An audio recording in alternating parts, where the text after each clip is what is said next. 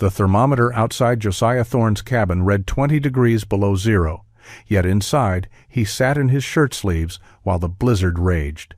3 miles away, Benjamin Cross was burning his furniture to survive the night, wondering how the strange hermit trapper stayed warm without smoking himself out or depleting his firewood.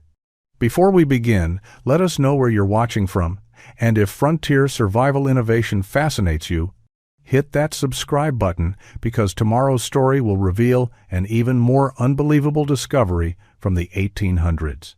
The fire in the stone hearth burned hot enough to hurt when Josiah Thorne held his hand near the flames. Yet 20 feet away, Daniel Frost shivered under 3 wool blankets. It was January of 1839 in the Wind River Range of Wyoming Territory, and their cabin felt colder inside than the forest beyond their door. Josiah added another split log to the fire. The flames roared higher. The heat rose straight up the chimney and disappeared into the winter night. Daniel had been coughing for 3 days. What started as a chest cold had progressed into something worse. His breathing sounded labored and wet. Josiah knew pneumonia when he heard it. They had adequate firewood stacked outside. They had a functioning fireplace built from river stones. They had warm blankets and hot food. But the cabin stayed brutally cold despite their best efforts. The problem was simple physics that neither man fully understood. Heat rises. Their fireplace sent most of its warmth straight up the chimney and out into the atmosphere. The portions of the cabin near the fire were tolerably warm. Everywhere else felt like standing outside. Cold air leaked through gaps in the log, chinking. The floor stayed frozen. Drafts moved constantly through the small space. Josiah kept feeding the fire, burning through their carefully gathered wood supply at an alarming rate, achieving minimal warming effect. On the 4th night of Daniel's illness, the temperature dropped to 30 below zero. Josiah stayed awake, feeding the fire continuously. He burned everything he could find, extra planks they had saved for repairs. The small bench Daniel had built, 2 wooden crates. By dawn they had consumed nearly a week's worth of firewood in a single night. The cabin had stayed just warm enough to prevent their water bucket from freezing solid. Barely. Daniel died on the morning of January 19, 1839. Josiah found him still and cold under his blankets. The fire had burned down to coals. Josiah rebuilt it, heating the cabin for a dead man, unsure what else to do. He sat beside Daniel's body for 2 hours, watching the flames send their heat uselessly up the stone chimney. They had done everything right according to frontier standards. They had shelter, fire, food, and wood. Daniel had died anyway because their cabin couldn't hold heat. Josiah buried his partner that afternoon in ground frozen, so hard he needed a pickaxe to break through. He piled stones over the grave to keep wolves away and returned to a cabin that felt more like a tomb than shelter.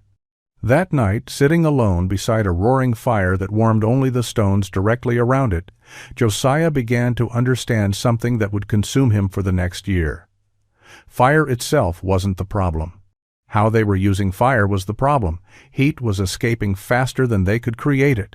The solution seemed impossible with available materials and knowledge. But Daniel's frozen body lying under stones on a hillside convinced Josiah that impossible was better than accepting preventable death. Josiah spent the week after Daniel's death visiting every trapper camp within 2 days' travel. He wasn't looking for company or sympathy. He was studying cabins. How they were built, how they were heated, and most importantly, how they failed to keep men alive during the worst cold, the pattern repeated everywhere. Trappers built stone or mud fireplaces against one wall with chimneys extending through the roof. They burned enormous quantities of wood, trying to heat spaces that measured perhaps 12 feet by 14 feet. They wore heavy coats inside their own shelters. They slept as close to the fire as safety allowed and still woke with frost on their blankets. Some had built their fireplaces larger, thinking more fire meant more heat. Those cabins consumed wood at staggering rates and stayed just as cold. The problem wasn't the size of the fire. The problem was where the heat went. Josiah began asking questions that other trappers found strange. Where does the heat go? How fast does wood burn compared to how warm the cabin gets? Why does the area near the fire feel hot while the sleeping area stays frozen? Most men shrugged. That was just how cabins worked. You built a fire, it warmed the immediate area, you accepted the rest. Josiah couldn't accept it anymore. He started paying attention to smoke. Every cabin chimney poured thick smoke that he could see rising hundreds of feet into the winter air. That smoke was hot. He could feel the heat radiating from chimney stones on the exterior of cabins. All that warmth was going outside, heating the forest instead of the men who needed it. The realization seemed obvious once he noticed it, but changing it seemed impossible. Fire created smoke. Smoke needed to escape. Chimneys provided that escape. Remove the chimney and you'd smoke yourself to death inside a sealed cabin. Josiah returned to his own cabin and conducted experiments that would have seemed mad to anyone watching. He built his fire as usual, then moved around the space with his hand extended, feeling for warmth at different heights and distances. Near the floor, even close to the fire, the air felt frigid. At waist height, moderate warmth. At head height, near the fire, uncomfortably hot. The heat was layering, with the warmest air collecting at the ceiling before being sucked up. The chimney. He was heating the space above his head while his feet froze. He tried building a smaller fire, thinking efficiency might help. The cabin grew colder. He tried blocking some of the chimney draft with a flat stone, hoping to slow heat escape. The cabin filled with smoke within minutes. He tried moving his sleeping platform directly beside the fireplace. He could barely sleep from the heat on one side and cold on the other.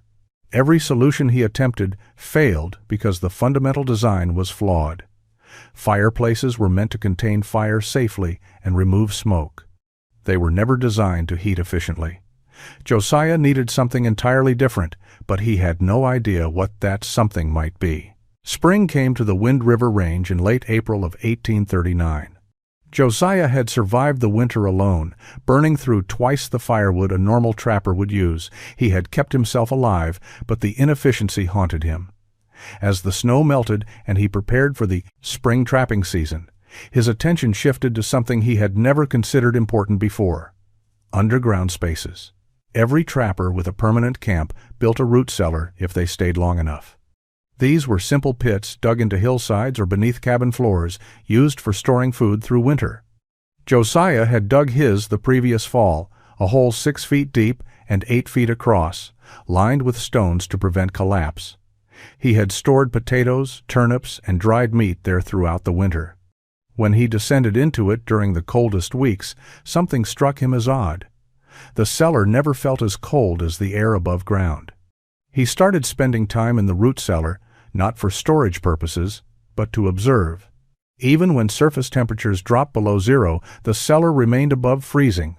Not warm, but noticeably less cold. The earth itself seemed to hold temperature differently than air. He put his hand against the stone walls. They felt cool, but not frozen. He examined the earthen floor. Slightly damp, never frozen solid like the ground surface. The deeper underground he went, the more stable the temperature became. Josiah began investigating other underground features. Natural caves in the hillsides maintained steady temperatures regardless of surface conditions. A small spring that flowed from rocks never froze completely even in January, though the creek it fed turned to ice within 50 yards. Groundhog burrows and bear dens were dug deep for reasons that suddenly seemed obvious. Animals understood something humans had forgotten: the earth insulated and protected. One afternoon in early May, Josiah noticed something that would change everything. He was clearing winter deadfall near his cabin when he found a pile of stones he had stacked the previous fall. The stones had been sitting in full sun all afternoon. Snow still covered the ground in shaded areas, but this pile sat exposed. When Josiah moved one stone to use for another purpose, heat radiated from its surface. The rock was almost too hot to hold comfortably. It had absorbed sunlight all day and now released that heat slowly. He carried the stone inside his cabin and placed it near his sleeping area. 2 hours after sunset, the stone still felt warm to the touch. By morning it had cooled, but the principle was clear. Stone absorbed heat and released it gradually over time. His fireplace stones did the same thing, but all their stored heat was positioned around the fire itself, or in the chimney, warming the outside air. What if he could position heated stones where he needed warmth? What if he could combine the Earth's insulating properties with stone's heat storage? The idea seemed impossible to implement, but it was the first concept that offered hope. Josiah began construction in late May of 1839 when the ground thawed enough to dig. Other trappers who passed his camp that summer thought he had lost his mind. Instead of running trap lines or preparing for the fall season, he was excavating trenches around and beneath his cabin like a man digging his own grave. His plan was radical enough that he didn't bother explaining it to visitors. He would build passages underneath and beside his cabin, line them with stone, and create fires within those passages rather than inside his living space. The stone would absorb heat, the earth would insulate it. The warmth would radiate up through his floor and outward through carefully planned openings. No chimney sending heat into the sky, no smoke filling his cabin. Just stones releasing stored warmth exactly where he needed it. Benjamin Cross stopped by in early June and watched Josiah hauling river stones up from the creek. Benjamin was a practical man who had trapped these mountains for 12 years. He saw Josiah's trenches and half-built stone walls and shook his head. "You, planning to live underground like a badger?" The question wasn't mean-spirited, just confused, Josiah explained. About heat rising, about earth insulation, about thermal mass in stones. Benjamin listened politely and then offered advice. Build a normal cabin, use more chinking, accept that winter is cold. Trying to outsmart nature was how men died doing foolish things. Other trappers who visited echoed Benjamin's concern. A man named William Porter saw the stone-lined tunnel Josiah was building along the north wall of his cabin and asked if he was constructing a tomb.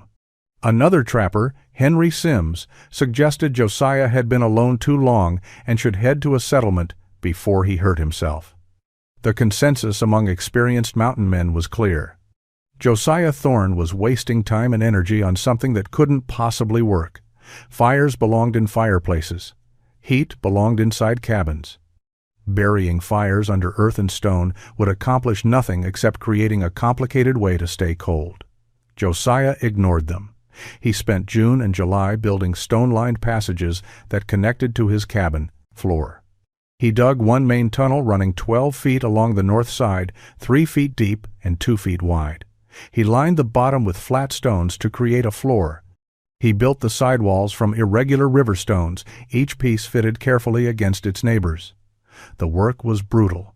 His hands split and bled.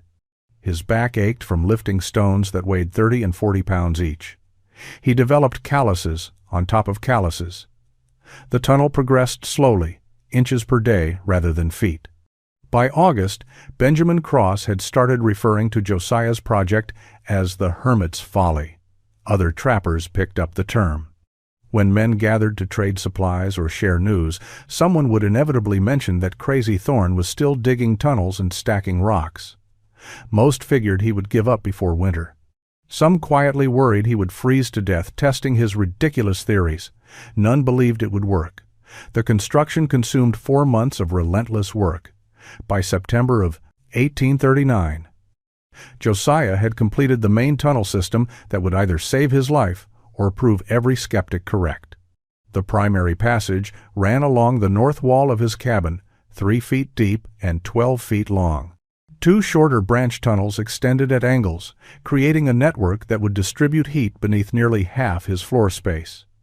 The stone walls had been the most demanding aspect. Josiah selected each rock individually from the creek bed, looking for pieces that would stack securely and fit tightly together. He rejected hundreds of stones as too round, too irregular, or too small. The walls needed to be sturdy enough to support earth weight above them and tight enough to contain fire without collapse. He used no mortar, relying entirely on careful fitting and gravity. Each stone was positioned, tested for stability, and adjusted until it locked into place against its neighbors. The timber lintels presented their own challenge. Josiah needed beams strong enough to support the earth and snow that would cover his tunnels.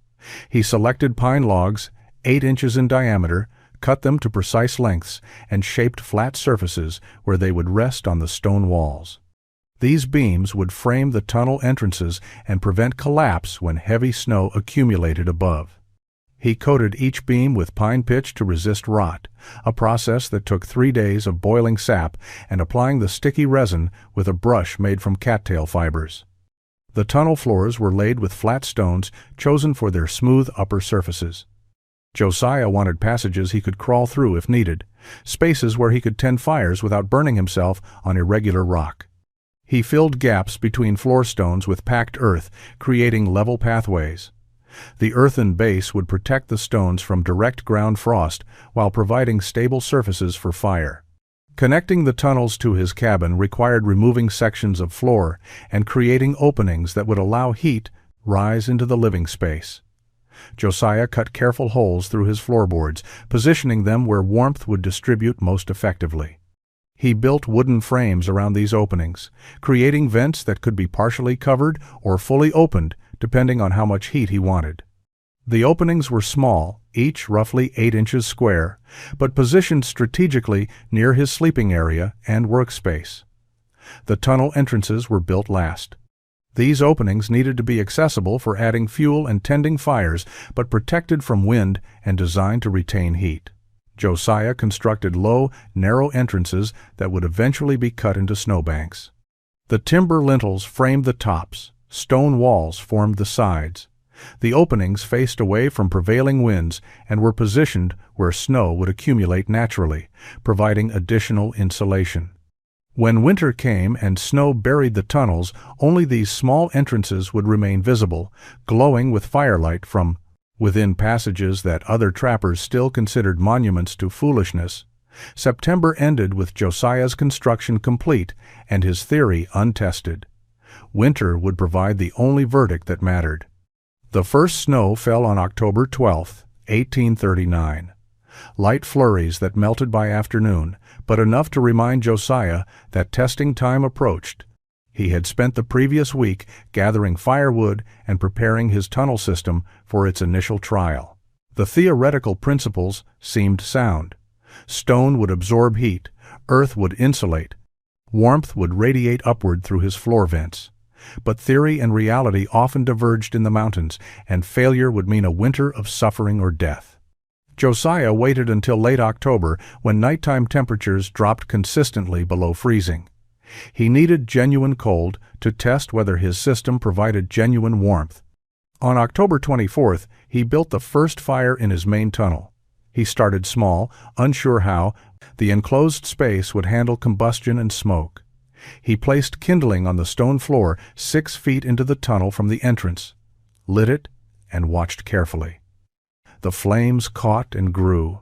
Smoke rose and flowed toward the entrance, drawn by the temperature difference between the tunnel and outside air. Within minutes, the tunnel entrance was exhaling a steady stream of smoke that dissipated into the October evening. Inside the cabin, Josiah knelt beside his floor vents. Warm air was already beginning to rise through the openings. Not the intense heat of a fireplace, but gentle, steady warmth spreading across his floorboards. He added larger pieces of wood. The fire grew. The smoke continued flowing out the entrance without backing into the tunnel. The stone walls around the fire began warming. Josiah could feel the change when he reached into the tunnel. The rocks were absorbing heat exactly as he had hoped. He maintained the fire for 2 hours, then let it burn down to coals, and waited to see what would happen. The warmth continued. Even as the flames died, the heated stones radiated their stored energy. The cabin floor stayed noticeably warm. Josiah placed his hand on the boards above the tunnel. They felt like sun-warmed wood in summer, though outside the temperature was dropping toward 20 degrees. He checked the floor vents. Warm air still rising, gentler now but consistent. The system was working. Over the next 3 weeks, Josiah refined his technique. He learned that fires built in the center section of the tunnel, where stone mass was greatest, provided the best heat distribution. He discovered that smaller, longer-burning fires outperformed large blazes that consumed fuel quickly. He found that closing some floor vents while leaving others open directed warmth where he needed it most. He experimented with different wood types and learned that dense hardwoods, like oak, held heat in the stones longer than fast-burning pine. By mid-November, when the first heavy snow arrived, Josiah was heating his cabin with half the wood he had burned the previous winter. His sleeping area stayed consistently warm. His water bucket never froze. He worked inside wearing a single shirt instead of heavy layers. The system exceeded his hopes, but the real test was still coming. Deep winter would prove whether his tunnel furnace could handle extreme cold. The blizzard struck on January 6, 1840. It began as light snow that afternoon, but intensified after sunset into something far more dangerous. By midnight, the wind was driving snow horizontally with such force that Josiah couldn't see his woodpile 20 feet from his door. The temperature dropped to 15 below zero, then 20 below, then kept falling. This was the kind of storm that killed unprepared men and tested every aspect of frontier survival. Josiah lit fires in 2 of his tunnel sections that evening, knowing the long night ahead would demand sustained heat. He used seasoned oak and maple, woods that burned slow and hot. The flames caught easily despite the brutal cold. Within an hour, the stone walls surrounding the fires were radiating substantial warmth. Heat rose through his floor vents and spread across the cabin interior. Josiah closed his door, secured the latch, and settled in to wait out the storm. The blizzard raged for 36 hours. Wind drove snow into every crack and crevice of structures that weren't perfectly sealed. The temperature dropped to 32 below zero, cold enough to freeze exposed skin in minutes and make breathing painful. 3 miles away, Benjamin Cross was fighting for survival in his traditional cabin. His fireplace roared with a fire large enough to be dangerous, consuming wood at an alarming rate. The heat rose straight up his chimney. Cold air poured through gaps in his chinking. His water bucket froze solid despite being positioned near the hearth. He wore every piece of clothing he owned and still shivered. By the second night, he was burning furniture, his chair first, then one of his storage shelves. He knew his wood supply wouldn't last another day. Inside Josiah's cabin, conditions were remarkably different. He maintained modest fires in his tunnels, adding wood every few hours, but never creating the massive blazes that traditional fireplaces required. The snow that accumulated over his tunnels, which would have seemed like an enemy to conventional thinking, actually improved his system's performance. The deep snowpack created insulation that trapped heat within the stone passages. The thermal mass of hundreds of stones absorbed the fire's energy and released it gradually through the night. His floor stayed warm enough that he could walk barefoot. The air temperature remained comfortable throughout the space. He wore a single wool shirt and felt perfectly content. On the third morning, the storm broke. Josiah opened his door to find snow drifted 4 feet high against his cabin walls. The sky was crystal clear and brutally cold. He checked his wood supply. He had used perhaps 1/3 of what he would have burned, maintaining a traditional fireplace through the same storm. His tunnel fires had burned down to coals, but the stones still radiated warmth. His cabin was comfortable, while others across the region were desperately cold or worse. Benjamin Cross arrived at Josiah's door that afternoon, frost covering his beard and desperation in his eyes. He had run out of burnable materials and needed help. What he found inside would change his mind about everything. Benjamin Cross stood in the doorway of Josiah's cabin and stared. The temperature outside was 28 below zero. Benjamin wore every layer he owned and still felt the cold penetrating to his bones. Inside the cabin, Josiah sat at his small table wearing a simple wool shirt with his sleeves rolled to his elbows. No fire burned in any visible fireplace. No smoke filled the air, yet the space felt warmer than Benjamin's cabin had ever been, even with a roaring blaze. Benjamin stepped inside and closed the door. The warmth surrounded him immediately, not the intense heat near a fireplace that left your backside freezing, but an even, gentle warmth that seemed to radiate from everywhere at once. He pulled off his mittens and held his hands out, expecting to see a fire he had somehow missed. There was none. The cabin contained no fireplace at all. just floor vents he had never noticed before, each roughly 8 inches square, with warm air rising from them like breath on a cold morning. Josiah offered Benjamin hot coffee and a place to warm himself. Benjamin accepted both, but couldn't stop looking around the cabin, trying to understand what he was experiencing. He knelt beside one of the floor vents and felt the heat rising from below. Warm air, steady and continuous, coming from beneath the floorboards. He looked at Josiah with confusion that bordered on suspicion. Were you doing this? Where is the fire? Why isn't there smoke? Josiah explained, while Benjamin listened with increasing astonishment. The tunnels beneath and beside the cabin, the stone walls that absorbed heat. The fires built underground, where their warmth was captured by thermal mass instead of lost to the sky. The earth and snow providing insulation. The system that used 1/3 the wood of a traditional fireplace while producing superior heating. Benjamin had dismissed this project as madness 8 months earlier. Now he was standing in proof that he had been completely wrong. Benjamin spent 2 hours in Josiah's cabin that afternoon, asking detailed questions about construction, materials, and technique. Josiah showed him the tunnel entrances outside, now cut into snowbanks with their timber lintels visible and firelight glowing from within the stone passages. He explained how to build the sidewalls, how to position the floor vents, how to manage the fires for maximum efficiency. Benjamin examined everything with the careful attention of a man whose life had nearly ended from cold and who now understood that survival could look completely different than he had imagined. When Benjamin finally prepared to leave, heading back to his own freezing cabin with borrowed firewood, he asked one question that would determine everything that followed.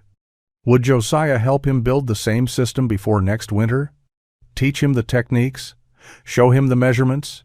Guide him through the construction that had seemed so foolish months earlier?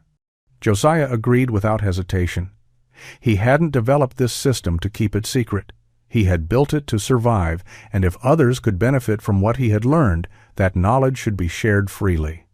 Benjamin left that afternoon with more than borrowed wood. He left with plans to completely rebuild his heating system before the following winter arrived. Benjamin Cross began construction on his tunnel system in May of 1840. Josiah spent 3 weeks helping him lay out the passages, select stones, and build the sidewalls that would contain fire beneath Benjamin's cabin floor. The work was slow and demanding, but Benjamin approached it with the intensity of a man who remembered shivering in his own home while furniture burned uselessly in a fireplace. Other trappers saw the construction and asked questions. Some dismissed it as 2 fools instead of 1. Others watched with quiet interest. By the fall of 1840, Benjamin's system was complete. The first cold nights of October proved its worth immediately. His cabin stayed warm with minimal wood consumption. He no longer woke to frost on his blankets. He stopped wearing heavy coats inside his own shelter. The transformation was dramatic enough that even skeptical trappers couldn't ignore it. A trapper named Marcus Webb visited Benjamin's cabin in November and experienced the same shock Benjamin had felt the previous winter. Even warmth, no. Visible fire, impossible comfort in brutal cold. Marcus asked for instruction. Benjamin shared everything Josiah had taught him. The spread happened organically, without promotion or fanfare. Each trapper who built a tunnel system became a demonstration of its effectiveness. Men who had mocked the concept found themselves reconsidering when they visited warm cabins heated by underground fires.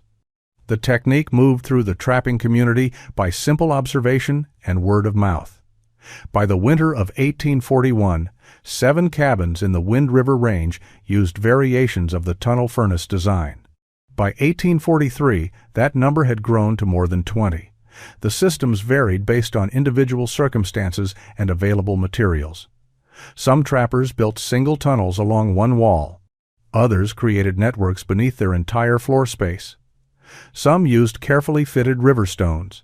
Others used whatever rocks they could gather. Some built elaborate multi-chamber designs. Others kept it simple, with straight passages. But the core principles remained consistent across all variations. Stone for thermal mass, earth for insulation, underground fires that radiated heat upward instead of sending it skyward through chimneys. Josiah never claimed credit or sought recognition. When trappers asked who invented the technique, Benjamin and others mentioned Josiah Thorne as the first builder. But Josiah himself deflected such talk. He had simply solved a problem that was killing people. The solution belonged to anyone who needed it. This attitude was common among mountain men who understood that survival knowledge saved lives and hoarding it served no purpose. Information about good trapping locations, dangerous terrain, reliable water sources, and effective construction techniques flowed freely through the scattered community, because keeping such knowledge private made no sense in a place where everyone faced the same harsh realities. By 1845, tunnel furnaces had spread beyond the Wind River Range into other parts of the Rocky Mountain region. Trappers traveling between areas carried the knowledge with them. Traders mentioned the technique when they moved through different territories. The innovation became part of the standard knowledge base that experienced mountain men shared with newcomers, taught with the same casual practicality as how to set beaver traps or read weather signs in cloud formations. Josiah Thorne left the Wind River Range in the spring of 1846. The fur trade was collapsing as fashion shifted away from beaver, felt hats, and populations of animals declined from decades of intensive trapping. Men who had spent years in the mountains were heading to Oregon, California, or back to settlements in the east. Josiah was 34 years old and ready for a different life. He sold his trapping equipment, packed his few possessions, and walked away from the cabin that had kept him alive through 7 winters. He never returned to the mountains. He settled in the Willamette Valley of Oregon Territory, married a widow named Catherine, who had lost her husband on the trail west, and established a small farm where he grew wheat and raised cattle. He had children, 3 daughters who grew up knowing their father had once been a mountain man, but never hearing the specific details of his innovations. Josiah didn't talk much about those years. When asked, he would say he had trapped beaver and survived winters. Nothing more. The tunnel furnaces he had pioneered were never mentioned in his later life. But in the mountains, the legacy persisted in stone and earth. Cabins with underground heating systems continued functioning long after their original builders left or died. Settlers moving west in the 1850s discovered abandoned structures with mysterious stone-lined tunnels and warm interiors even in winter. Some recognized the brilliance of the design and maintained the systems. Others modified them or built their own variations. A few assumed they had found natural hot springs until they examined the construction and realized these were human-made heating networks. The technique gradually merged into broader frontier building knowledge.